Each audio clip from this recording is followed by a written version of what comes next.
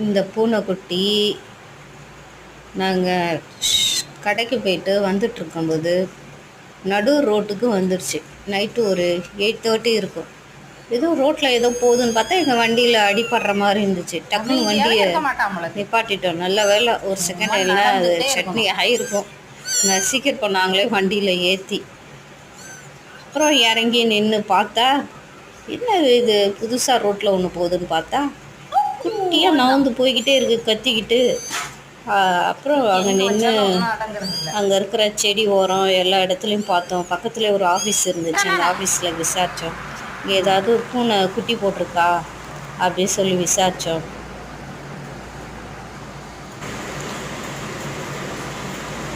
அப்புறம் அவங்க இங்கே எதுவும் குட்டி போடலையே அப்படின்னு சொல்லிட்டாங்க.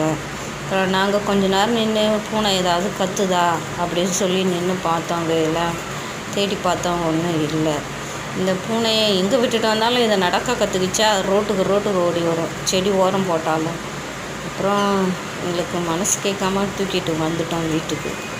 சரி வந்தால் எப்படி இதுக்கு பாலை கொடுக்கறதுன்னு தெரியல.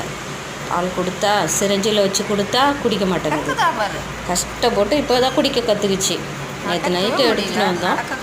இப்போ அது கொஞ்சம் கொஞ்சமாக குடிக்க ஆரம்பிச்சிருச்சு. பசி இல்லை, எப்படியாவது வயிற்ற நொப்பிக்கணும்னு அது பார்த்துச்சு உங்களுக்கு.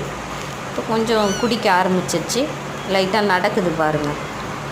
கத்திக்கிட்டே இருக்குது. ஆனால் வந்து குரலை கேட்டால் நான் எங்கே இருக்கணும் அதை தேடி ஓடி வருது. நேற்று தான் கண்ணு முழிச்சிருக்கும் போலக்கு. இருக்கிற இடத்த விட்டுட்டு வெளியில் வந்து அது மாட்டிக்கிச்சு. இல்லை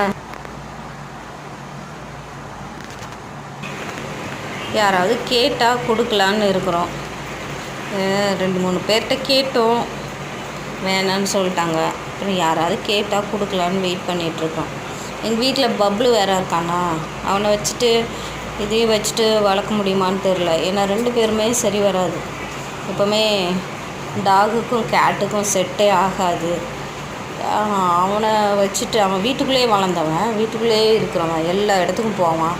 இதை எங்கே ஒழிச்சு நாங்கள் வளர்க்குறது எனக்கு ஒன்றும் புரியல.